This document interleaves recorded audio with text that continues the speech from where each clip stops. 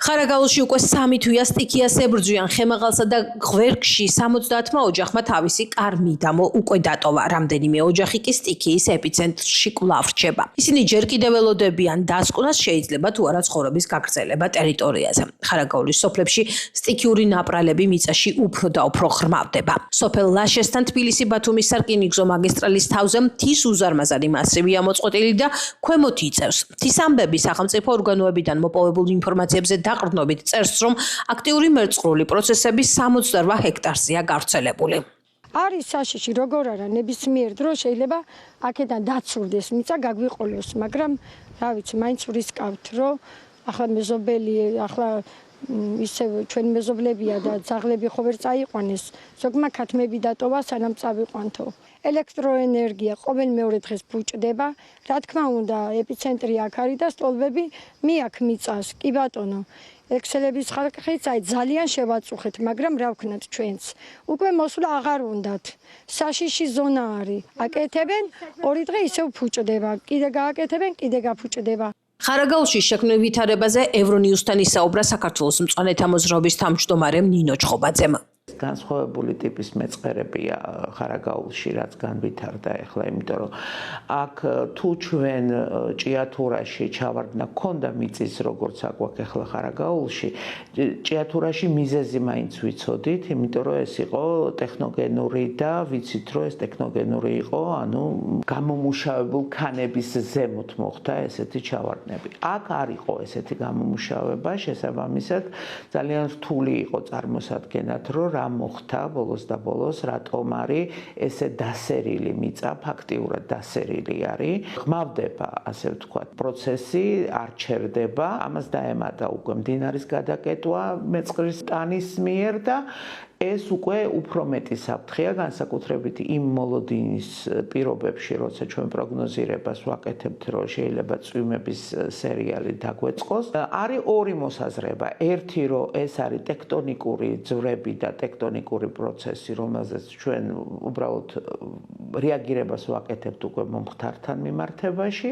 არის მოსაზრება, რომ ეს არის განპირობებული რკინიგზის ხაზის მშენებლობასთან და არის დაკავშირებული. საქართველოს მწვანეთა მოძრაობა არაერთხელ ამბობდა ამ რკინიგზის მშენებლობასთან დაკავშირებით, რომ იქ იყო სერიოზული დარღვევები. იმ ზონაში მუშაობდნენ აფეთქებებით, როგორც არ უნდა ემუშავათ. მდინარეების კალაპოტში ფუჭქანებს ყრიდნენ პირდაპირ და ძალიან დიდი ზიანი მიაყენეს გარემოს. მე რაღაცნაირად შეეცადენ, რომ გაესწორებიათ. მე ვიცი, რომ ეს პროცესი არ დასრულებულა. ვლევები უნდა განხორციელდეს იმ მიმართულებით, ხომ არ არის მართლა ანთროპოგენური ზემოქმედების შედეგად გამოწვეული შედეგი. ანუ ან უნდა ვთქვათ, რომ კი, ან უნდა ვთქვათ, რომ არა. ამას მხოლოდ კვლევით შეგვიძლია დავადასტუროთ და მარტო სიტყვიერად ძახილი, რომ ეს არ არის იმის შედეგი, ჩვენ არ მოგცემს თუ არ იქნება შესაბამისი არგუმენტები. ხარაგაულში შექმნილ ვითარებაზე ისაუბრა და საფრთხეების შეაფასა ევრონიუსთან საუბრისას ხარაგაულის მერმა კობალურს მანაშველმა. დაახლოებით 70-80% მდინარის რაც შემოედინება, უკვე გამოდის, გამომავალია და ჩვეულებრივად ეს შეგუბება არათუ იმატებს, არამედ იკლებს. რომ წარმოვიდგინოთ, რომ აი ერთ საღამოს ეს მთლიანად გაიხსნა და წამოვიდა, რაც წარმოუდგენელია, 70 მეტრიანი ბარიერი აქვს მას წინ, ქვების და ჩამოსული მიწის. ეს ამ შემთხვევაშიდაც კი ვერ შექმნის იმ აკოპალიფსურ სურათს, რომელიც დახატულია. ხშირად კითხვებს გვისვავენ, რომ მაგალითად უსაფრთხოა თუ არა ძირულა ხარაგაულის გზით მოძრაობა, ხშირად კითხულობენ უსაფრთხოა თუ არა მაგალითად ნუნიში ასვლა. ზოგჯერ კითხულობენ იმასაც რიკოთის უღელტეხილზე რამდენად უსაფრთხოა ავტომობილით მგზავრობა, მათ შორის რკინიგზის ხაზი. აი რაც ჩამოვთვალე ყველა მიმართულებით აბსოლუტურად უსაფრთხოა და იმ შემთხვევაში თუ კი ჩვენ მინიმალისტურ დონეზე რაიმე საფრთხეებს წარმოვიდგენთ, რომ შეიძლება აქ არსებობდეს, ცხადია, მაშინვე ჩაირთვება განგაში, პირველ რიგში იმისათვის, რომ უსაფრთხოება იყოს უზრუნველყოფილი, მათ შორის რკინიგზისთვის, მათ შორის საგზაო ინფრასტრუქტურისთვის, რომ იქ მოქალაქეებს არ შეექმნათ საფრთხე. ქუთაისის მერობისათვის ადგილობრივი თვითმმართველობის არჩევნებზე 3 კანდიდატი იბრძვის. მათ შორის ერთ-ერთია პარტია საქართველოს წარმომადგენელი გიორგი ამაღლობელი, რომელიც მეგატივთან ქალაქში არსებულ გამოწვევებსა და მათ მოგვარების გზებზე ისაუბრა. გიორგი ამაღლობელმა ასევე ყურადღება გაამახვილა გელათის ტაძარში არსებულ ვითარებაზე. მთავარი პრობლემები ხანაც აღვნიშნე და კიდევ ვიტყვი შემოგული არის ამ ქალაქში ინფრასტრუქტურული პრობლემები. ძალიან დიდი ინფრასტრუქტურული პრობლემები არის. რა ვიცი, რამდენი ხელისუფლება შეიცვალა უკვე ამ ქალაქმა და ელემენტარული გზების გაკეთება, ელემენტარული 21 საუკუნეა და წყალი არ აქვს ქალაქში. წყალი არ მიეწოდება ყველა უბანს სათანადო დონეზე, საკანალიზაციო სისტემები არ მუშაობს სათანადო დონეზე. სანიაღვრე სისტემები არ მუშაობს, ქალაქში რო დავდივართ, კარგი წვიმიან დღეს, რა ვიცი, მდინარესავი დადის გზებზე წყლები. ეს ყველაფერი მოსაგვარებელია, მოსაწესრიგებელია, ამდენი ავარიული შენობები არის ქალაქში, ეს შენობები ან უნდა მოხდეს დემონტაჟი და ახალით ჩანაცვლდეს, ან არ ვიცი, საერთოდ თუ არ ჩავანაცვლებთ, რეკრეაციული ზონებად გადავაქციოთ და გამწვანება გავაკეთოთ, ისიც ჯობია, ვიდრე დანგრეული შენობა იდგეს და არაფრის მაგნისი იყოს. თუ არა და შეიძლება აშენდეს, თქვათ, ახალი კორპუსი იქნება თუ რაც იქნება და ამდენი უსახკარო ადამიანი არის და შესახლდეს და ნორმალური საცხოვრებლები მივცეთ ადამიანებს. რატომ უნდა იყოს 21 საუკუნეში ასეთ პატარა ქალაქში რო ვთქვათ დაავიღოთ ახლა დიდი ქვეყნების მართლა პატარა სოფელივითაა მით უმეტეს ქუთაისი. ხო და რატომ უნდა იყოს ამდენი უსახკარო, ამდენი გაჭირვებული ვერ გამიგია.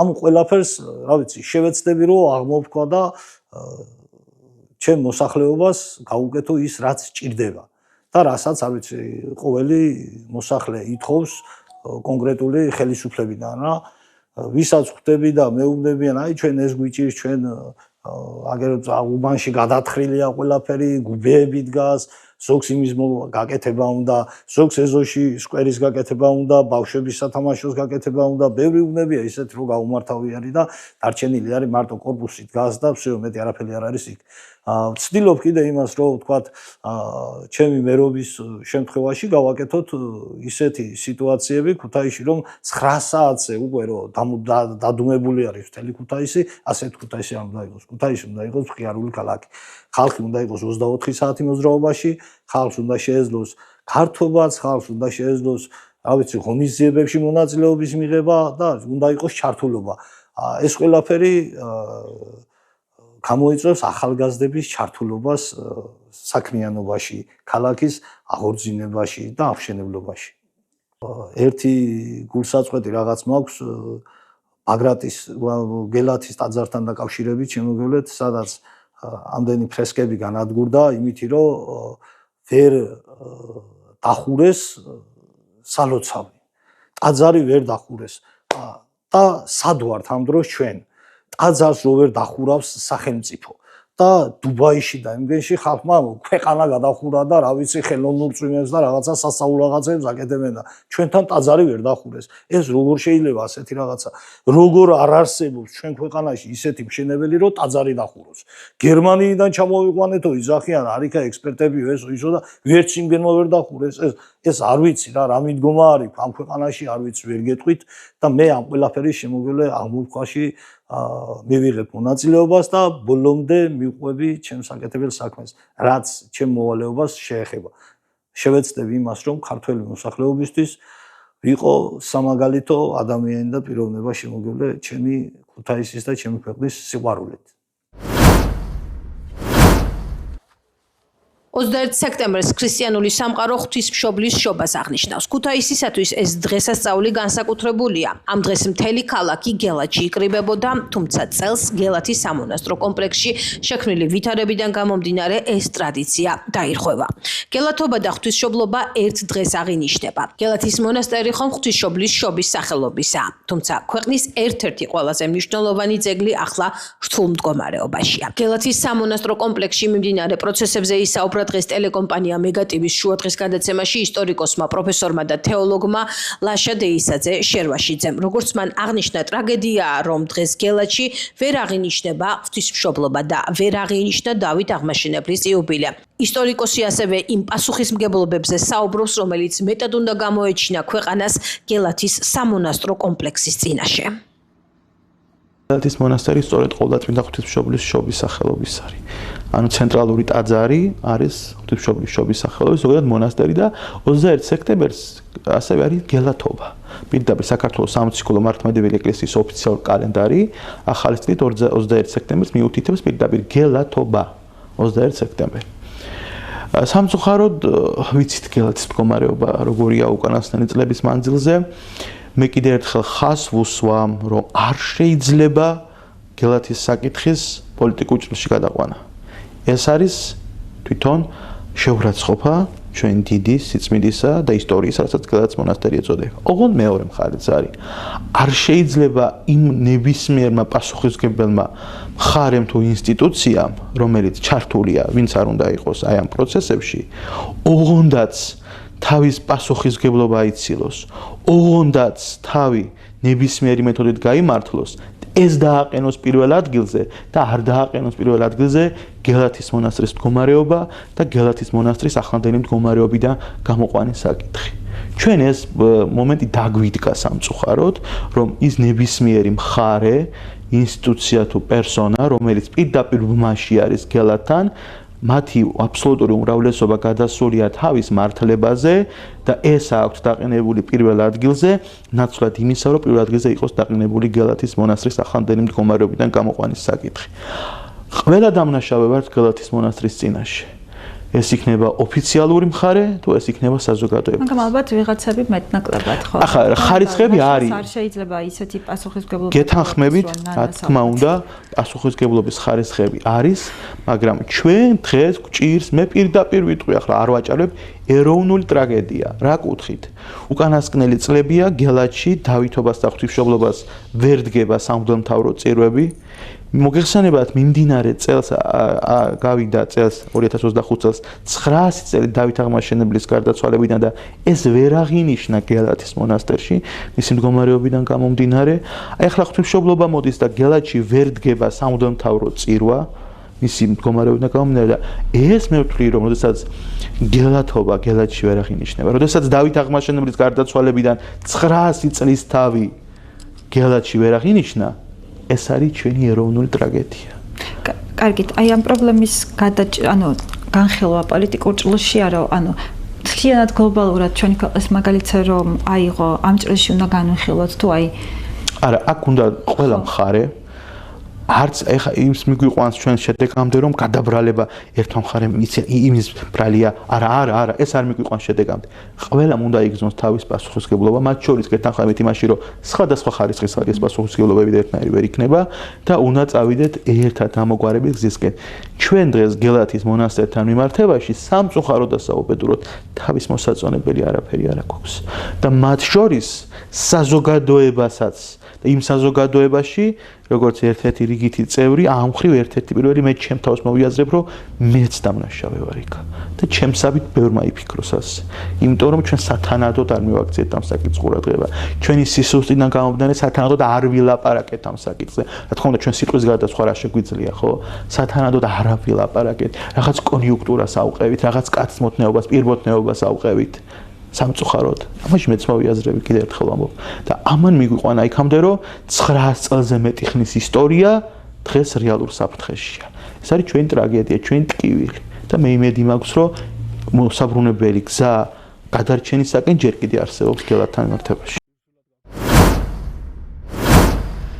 საბაჟო გამშვებ პუნქტ ქუთაისის საერთაშორისო აეროპორტში 174 გრამი არადეკლარირებული ოქროს საიუველერო ნაკეთობები და მონეტები აღმოაჩინეს. შემოსავლების სამსახურის ინფორმაციით, საიუველერო ნაკეთობები და მონეტების ღირებულება 42399 ლარია. მებაჟე ოფიცრებმა ეჭვის საფუძველზე საქართველოს მოქალაქეების, როგორც ფიზიკური, ასევე კუთვნილი ბარგის დეტალური დათვალიერების შედეგად ჯამში 174 გრამი არადეკლარირებული ოქროს საიუველერო ნაკეთობები და მონეტები აღმოაჩინეს. დაუბრუნეს. კანონდარღვევ მოქალაქეებს საბაჟო კოდექსის 172-მე მუხლის პირველი ნაწილის შესაბამისად ჯამში 22,399 ლარი შეეფარდათ, აღნიშნულია ინფორმაციაში.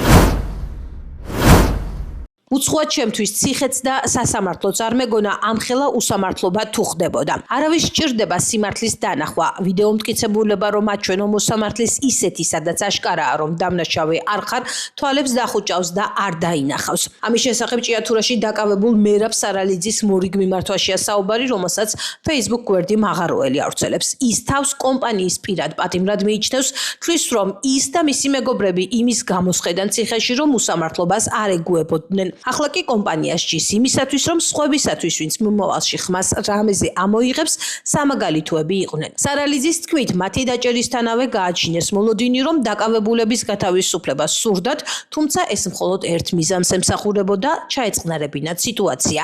მისივე თქმით, სწორედ ამავე მიზეზით და იმისთვის, რომ დრო გაწელონ, დღესაც საუბრობენ საპროცესო შეთანხმებაზე. მერაბ სარალიძის განმარტებით, კომპანიის მიზანი ერთია, საერთოდ არ სჭირდებათ მაღაროელი და სურთ, რაც შეიძლება ნაკლები დანახარჯით დიდი მოგების მიღება. როგორც დაკავებული მაღაროელი ამბობს, კომპანია ჯერ კიდევ ცოტალ მობიერებას იჩენს, რადგან წინ არჩევნებია. გამომდინარე იქიდან, რომ აგერ წინ არჩევნები აქვს, ჯერჯერობით ცოტალ მობიერები არიან, თუმცა საბოლოოდ თუ თავისას გაიტანენ, მერე იქნება ისევე, როგორც ადრე იყო. თუ ვინმე რამეზე ხმას ამოიღებს, ეტყვიან.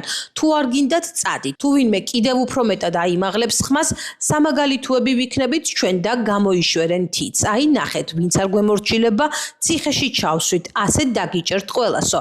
შექმნიან პირობებს, რომ გააქცევენ ხალხს აქედან. არ სჭირდებათ მაგათ დანაშაულის ჩადენა, ვისი მოშორებაც უნდათ დანაშაულს შეკერავენ და არადამაჯერებელიც რომ იყოს, მნიშვნელობა არ აქვს, იტყვიან, რომ უნდათ ციხეში ჩასვან და ჩასვამენ, ამბობს მერაბ სარალიძე. სწორედ ამიტომ დაკავებული მაღაროელი თანამოქალაქეებს თანადგომისა და სოლიდარობისაკენ მოუწოდებს, ის მიიჩნევს, რომ თავად თუ დაზარალდა, ადრე თუ გვიან იმავე ბედიელით სხვა მაღაროელებსაც. 4 მაღაროელი მერაბ სარალიძე, აჩიკო ჭუმბურიძე, გიორგი ნეფარიძე და თენგო გველესიანი 29 აპრილს გამთენიისას დააკავეს. როგორც მშრომელები ამბობენ, პოლიციამ ისინი საპროტესტო კარვიდან ძალის გამოყენებით წაიყვანა. შინაგან საქმეთა სამინისტროს ინფორმაციით, ბრალდებულები ჭიათურის მუნიციპალიტეტში შუქრუთის მაღაროს დირექტორს ფიზიკურად დაუპირისპირდნენ და სხეულის სხვადასხვა არეში დაზიანება მიაყენეს. ჭიათურელი მაღაროელები უკვე მე-7 თვეა უწყვეტად აპროტესტებენ კომპანიის მიერ მათი შრომითი უფლებების მძიმე დარღვევებს. მაღაროელების მოთხოვნას ახლა უკვე დაემატა 4 უსამართლოდ დაკავებულის გათავისუფლება. მათი გათავისუფლების მოთხოვნით ჭიათურაში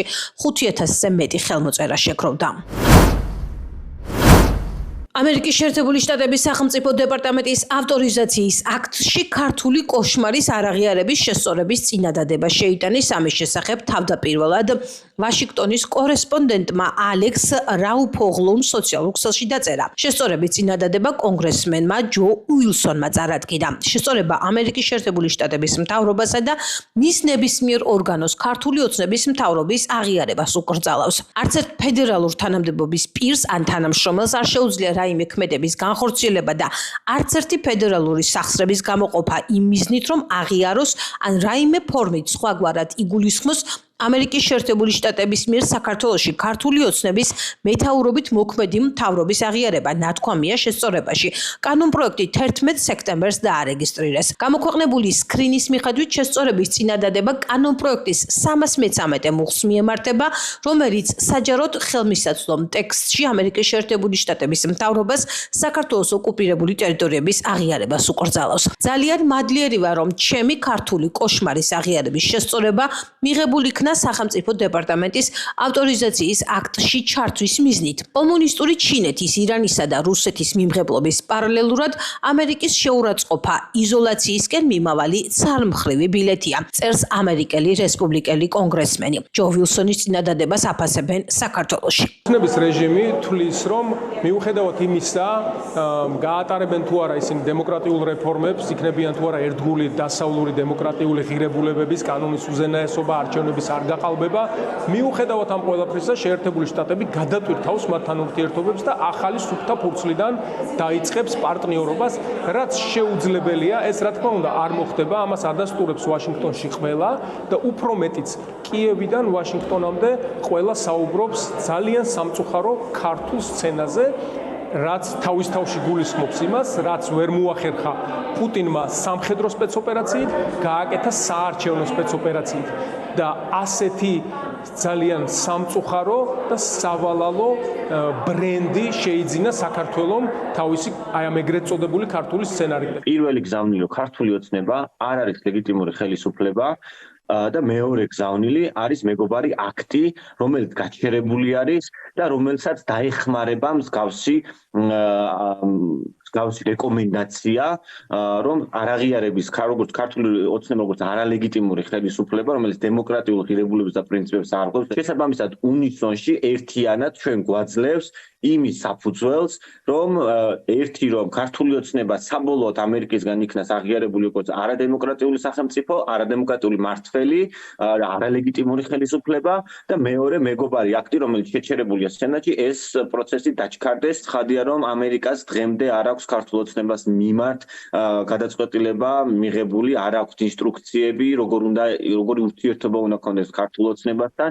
შესაბამისად, ის რომ სენატში ეს სახელდება ამოღებული იქნას კანონიდან ძალიან მეეჭვება. იმიტომ რომ ღიად საპასუხო წერილები არ მოსულა თუნდაც ყაველაშვილის გაგზავნილ წერილზე. მე მგონია რომ ყაველაშვილის წერილმა პირიქით უფრო დააჩქარა პროცესი ქართული ოცნების წინააღმდეგ, ვინაიდან ტრამპის კრიტიკის მეტი იქ არაფერი არ ეწერა. ბიძინა ივანიშვილის ხელისუფლება არის არალეგიტიმური, მას მიტაცებული აქვს პარლამენტი, მიტაცებული აქვს ხელისუფლება, მან მიიტაცა არჩევნები და ეს ძალიან კარგად იციან ჩვენმა მეგობრებმა ამერიკის შეერთებულ შტატებში, შესაბამისად არავინ აპირებს მათ ლეგიტიმაციას. ქართულმა ხალხმა უნდა გამოიყენოს ყველა მეთოდი, ყველა ბერკეტი იმისთვის, რათა დავამარცხოთ ეს კორუმპირებული და რუსული ხელისუფლება. თავიდან ნახე ეს მათ შორის არის თორჩი ტვიტერზე იყო სოციალ მედიაში კონგრესმენის ვილსონის განცხადება ქართული კოშმარის და გამიხარდა რომ რა თქმა უნდა ჩვენს კოშმარებს არ ვაღიარებთ და შენ ტექსტში ჩავხედე იქ წერია ქართული ოცნების არ აღიარებაო და მე მგონი ოცნებებს ყველამ უნდა აღიაროს და ყველამ ხარი უნდა დაუჭიროს. ასე თუ გიპასუხებთ, იმიტომ სხვა დანიშნულება ამ ადამიანის ქცევას გარდა საინფორმაციო ხმაურის შექმნისა არ აქვს. და თქვენ იცით რომ მილიონიანი კონტრაქტი არის დადებული ასეთი ტიპის აქტივობებისთვის, ამ ფულს სჭირდება გამომუშავება. ასე რომ ერთდღიანი საინფორმაციო ქარიშხალი, რომელიც შემდეგ ალბათ 3 დღეში ერთხელ კიდე გააქტიურდება, ხან რაუფ ოღლუ ვიტყვის რაღაცას, ხან ვიღაცა ეკოს რაღაცას, თუ რა ვქნათ, ეს ხომ პირველი არ არის ჩვენთვის იმ მტრული აქტთან დაკავშირებითაც, წელიწადზე მეტი არის, ასე კვირაში ერთხელ რაღაც გამწვავებები ხდება ხოლმე, რომ შეგვახსენონ და სახელმწიფო დეპარტამენტის ავტორიზაციის აქტი კანონია, რომელიც ადგენს სახელმწიფო დეპარტამენტის ფუნქციონირების ჩარჩოს და ბიუჯეტს. ცნობისათვის ამერიკელი კონგრესმენი ჯო უილსონი მეგობარი აქტის კანონპროექტის ავტორია, რომელიც სენატმა არ მიიღო. ნარკოდანაშაულში 6 პირი და 1 არასრულწლოვანი ამხილეს. სამართალდამცველებმა ბრალდებულების პირადი და საცხოვრებელი სახლების შხრიკის შედეგად, ასევე ჩატარებული საგამოძიებო ექსპერიმენტის დროს მათ მიერ მითითებული ლოკაციებიდან მტკიცება დამოიღეს სარეალიზაციოდ განთავსებული ნარკოტიკული საშუალება ალფა-პვპ, გამომშრალი მარიხუანა, მეტადონი და სუბოტექსი. საგამოძიებო მოქმედებების შედეგად პოლიციის მიერ ასევე ამოღებულია ნარკოტიკული საშუალების დაფასვებისათვის საჭირო მასალები, წებოვანი ლენტები და პოლიეთილენის პარკები. დანაშაულები 20 წლამდე ვადით თავისუფლების აღკვეთას ითვალისწინებს.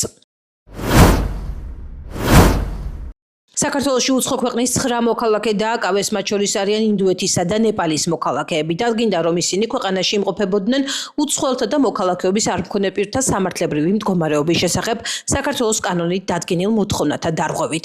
მოპოვებული ინფორმაციის საფუძველზე ღონისძიების ფარგლებში დეპარტამენტის თანამშრომლების მიერ გადამოწმდა კონკრეტული ლოკაციები, რაც მიზნად ისახავდა საქართველოში კანონიერი საფუძვლის გარეშე მყოფ უცხო ქვეყნის მოქალაქეთა გამოვლენას. ამჟამად აღნიშნული პირები მოთავსებული არიან მიგრაციის დეპარტამენტის დროებითი განთავსების ცენტრში, მიმდინარეობს შესაბამისი პროცედურები მათი ქვეყნიდან გაძევების მიზნით.